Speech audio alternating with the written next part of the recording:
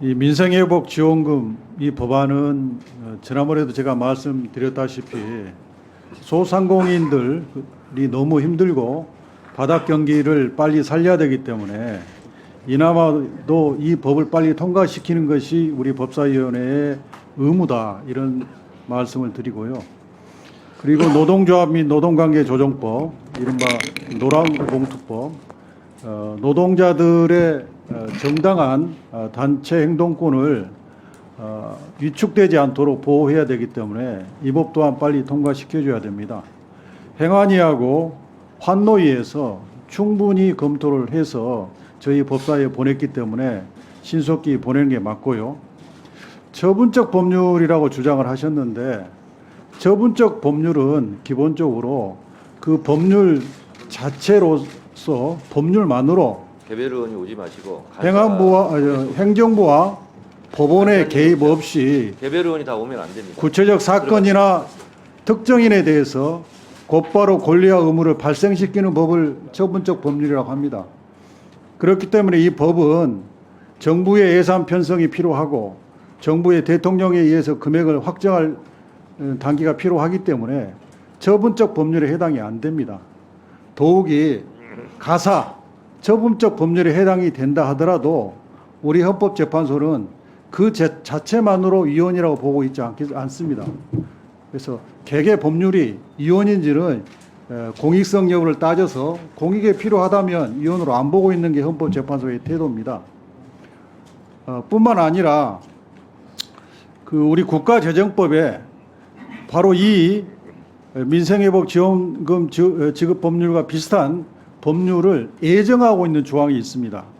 국가재정법에 법정 지출 중 법률에 따라 지출 의무가 발생하고 법령에 따라 지출 규모가 결정되는 지출로 정의가 되어 있는데, 이 법정 지출, 바로 이 국가재정법이 예정하고 있는 이 법정 지출이 바로 우리가 지금 통과시키려고 하는 민생회복지원금 지급 법률과 같은 법률을 예정하고 있는 것입니다. 그러니까 이 법률은 당연히 위헌이 아니고 합법 법률이라고 것이고요. 또 우리 이 법률과 같은 비슷한 선례도 있습니다. 대일 항쟁기 강제동원 피해 조사 및 국외 강제동원 희생자 등 지원에 관한 특별법, 또 농업, 농촌, 공익 기능 증진 및 직접 직불제도 운영에 관한 법률, 또 소상공인 보호 및 지원에 관한 법률 등에도 이미 선례가 있는 것입니다. 그렇기 때문에 이게 처분적 법률이기 때문에 당연히 위헌이다, 이런 주장은 대단히 무리한 주장이고 이 법의 통과를 막기 위한 그런 주장이다, 이런 생각이 듭니다. 그래서 소대에서 말씀드렸다시피 우리 소상공인들 너무 힘듭니다. 바닥 경기가 완전히 얼어붙어 가지고 비어있는 가게가 많고 폐업한 가게도 속출하고 있습니다. 25만 원에서 35만 원 정부에서 어느 금액을 지급할지 모르겠습니다만은 빨리 이 법이라도 통과돼야 그나마 소상공인들한테 희망을 주고 또 바닥 경기를 어느 정도 살릴 수 있는 재정의 역할을 최소한 하는 법이라고 생각합니다. 노란봉투법도 이 법의 취지에 맞는 대법원 판결이 이미 선고가 됐습니다. 그러면 대법원 판결에 의해서도 이 법의 정당성이 인정이 됐기 때문에 이 법의 정당성을 공격하는 것은 전혀 타당하지 않다. 그래서 법사위는 우리가 법사위가 무슨 상원도 아닌데 빨리 해당 상임위에서 통과된 법률을 통과시켜서 본회의 의결을 통해서 이 법의 혜택을 우리 국민들이 신속히 볼 수 있도록 해야 된다, 이렇게 생각합니다. 이상입니다. 네, 수고하셨습니다. 다음은 아까 손 드신 분, 네, 주진우 의원님. 네. 이 현금살포법에 대해서 먼저 좀 말씀을 드리겠습니다. 이게 현행 헌법 체계나 법령 체계에 좀 맞지 않는 부분이 많기 때문에 좀 심도 있는 논의가 필요한데요.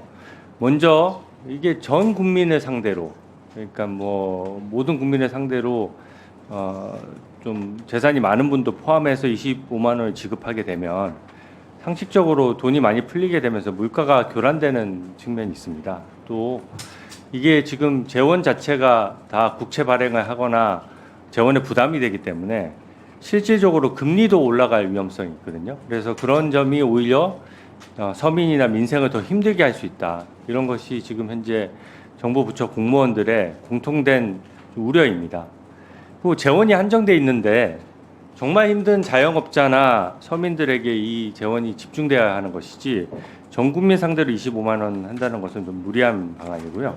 일단 13조 원의 소요가 예상되는데 이게 전부 다 뭐 국채 발행하게 되면 아시다시피 청년들과 미래 세대의 빚이고 또 국가 채무가 늘어나면 그에 대한 뭐 이자가 계속 지급을 해야 되지 않습니까? 그래서 빚이 눈덩이처럼 불어날 수 있기 때문에 대한민국 미래에도 상당한 부담이 될 것입니다. 이게 민주당의 1호 법안으로도 불리고 또 이재명 대표의 제안이라서 여러 가지 법 체계가 걸러지지 않고 막 진행되는 거 아니냐는 우려가 굉장히 큽니다. 이 법 자체만으로 예산 편성 집행이 강제되고요. 정부의 예산 편성 권한을 배제하고 있습니다. 우리가 예산을 심의할 때 정부가 예산을 편성하고 국회가 심의하도록 한 게 다 그 헌법 체계상 어느 나라나 어느 국가나 이런 식으로 하고 있는데요. 만약에 국회가 직접 예산을 편성할 수 있게 한다 그러면 선심성 예산이라든지 여러 것들이 늘어나면서 국가 재정이 엉망으로 될 수 있기 때문에 이런 부분을 우려해서 지금 예산 편성권은 정부에 있는 거고 대신에 심의나 결산은 국회의 통제를 받도록 한 것입니다. 근데 국회에서 뭐 이런 상호 견제와 균형을 다 무시하고 일단 13조 원이나 되는 대규모 재원이 이제 필요한 이 부분에 대해서 직접 법으로서 이거를 강제하는 효과가 있기 때문에 누가 보더라도 위헌적이고 아까 말씀하신 처분적 법률에 해당합니다. 처분적 법률을 저희가 금지하는 것은 사실상 처분적 법률은 행정의 영역이거든요. 그래서 뭐 이런 식으로 법을 만들 거면 방통위원장은 민주당이 임명한다 뭐 이런 식의 극단적인 법안도 만들 수 있겠죠. 근데 그 법안 자체는 우리나라 헌법에 아예 안 맞기 때문에 그런 법안은 못 만들지 않습니까? 그래서 처분적 법률을 막아야 이게 가장 기본 원리인 상권 분립을 좀 지킬 수 있기 때문에 이런 모든 걸 막 법률로 해서 법률 만능주의로 갔을 때 국민들에게 큰 피해가 돌아갈 수 있다는 점을 또 말씀드립니다. 또 실제로 보면은 이게 지금 또 보면은 지역사랑 상품권으로 지급하도록 돼 있습니다. 이게 지금 2019년부터 코나이라는 회사가 경기도하고 경기도 28개 시군구에 경기 지역 화폐 운영 대행 업무를 수행하고 있거든요. 근데 올해 초에 공개된 감사원 감사 결과에 따르면은 이 화폐 운영 대행 업무를 맡고 있는 코나이가 100억 원 이상의 지역 화폐 선수금을 채권에 투자하거나 주식을 취득하는 등 임의로 운영한 사실이 드러났습니다. 이게 바로 현금으로 지급하는 것도 아니고 지역 사랑 상품권 같은 걸로 지급하게 되면 상품권 지급 후 사용할 때까지 시간적 간극이 생기고 또 실제 사용되지 않는 화폐들도 생기면서 거기에 따른 부수익이 누구한테 귀속되느냐 하는 문제가 있습니다. 그래서 코나이에 대해서도 지난부터 계속 특혜 의혹이 있어 왔고요.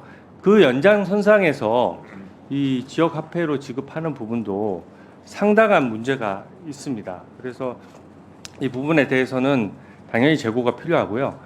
지금 민주당이 얘기하신 노란봉투법도 저희는 불법 파업을 조장한다고 보고 있는데 기본적으로 저번에 제2요구까지 됐던 것도 그대로 올라왔습니다. 이게 국회 수기 절차나 걸러지는 절차가 전혀 지금 작동하지 않고 있고요. 이 부분은 대규모 그러니까 합법적인 파업은 당연히 보장해야죠. 근데 불법적인 파업에 대해서는 실질적으로 손해배상 자체를 막는 거기 때문에 지금 가뜩이나 불법 파업에 대해서는 우리 국민들과 시민들께서 불편해하시지 않습니까? 그런 부분들이 현재의 노사 균형을 넘어서서 과도하게 될 우려가 있기 때문에 그 부분도 상당히 문제가 있다는 점을 말씀드립니다.